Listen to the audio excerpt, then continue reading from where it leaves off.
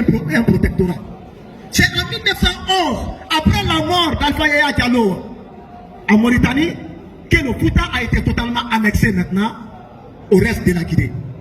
Et entre-temps, il fallait attendre l'arrestation de l'Almami Samori Touré en 1898, la mort de Bokar Biro-Bari sur le champ de bataille de Poredaka en 1896, il fallait attendre donc l'anéantissement des dernières résistances pour pouvoir parler de la Guinée occidentale française.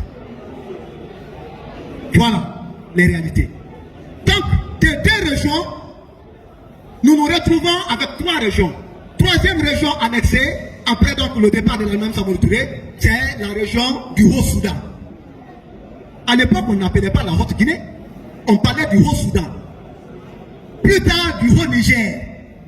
Et à cette région, à l'époque, était annexée ce qu'on appelait la région spéciale militaire. Cette région spéciale correspond aujourd'hui à la région que nous appelons la Guinée forestière. Et quand la Guinée avait trois régions seulement, la Basse-Côte, le Fouta et le Haut-Niger, personne ne parlait de différence à l'époque entre la Guinée forestière et la Haute-Guinée. Il a fallu encore le même colon pour aller mieux pacifier la Guinée forestière avec la résistance des Zébéla Bibi et Toba et autres, de diviser encore cette dernière partie de la Guinée en deux pour avoir maintenant la Haute-Guinée et la Guinée forestière. Et avoir en Guinée 4 régions qu'on appelait faussement des régions naturelles.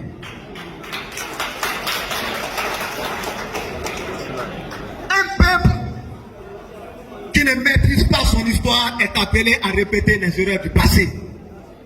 Maîtrisons notre histoire.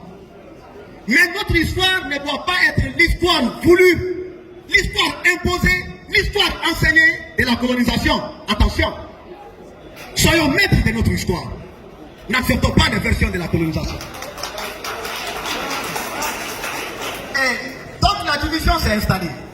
Mais il ne faut pas que nous soyons irresponsables, nous, hommes politiques, aujourd'hui. La colonisation est partie. Depuis le 28 septembre 1958, la colonisation est partie. Certes, le néocolonialisme continue. Certes, l'impérialisme continue. Certes, le néo-impérialisme continue. Mais, physiquement, la colonisation est partie.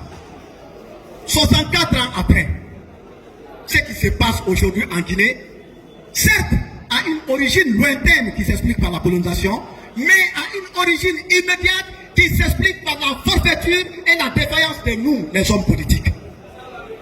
C'est cela la vérité. C'est nous, les hommes politiques, qui instrumentalisons l'ethnie aujourd'hui au profit de la politique parce que nous manquons de projets de société. Voilà la vérité.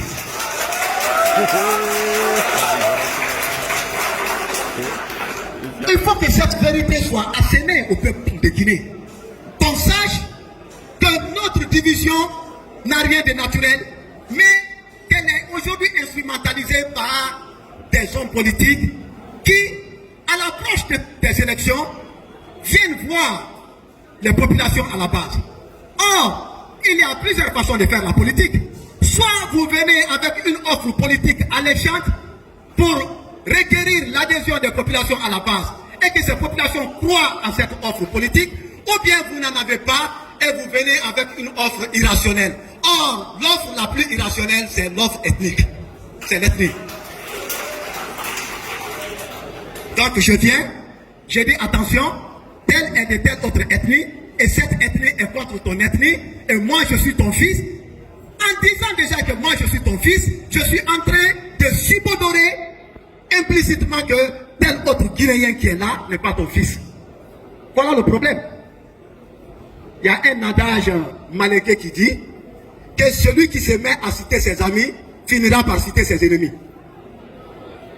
C'est cela. Si je vous dis que votez pour moi, je suis votre fils, cela signifie que les autres candidats qui sont pourtant guinéens ne sont pas votre fils. Or, c'est ce qu'on entend ici en Guinée. Tous les candidats qui se présentent sous le label guinéen sont vos fils.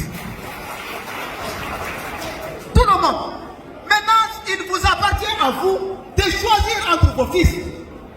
Voir qui est plus capable, qui est plus apte, qui est plus compétent à exercer.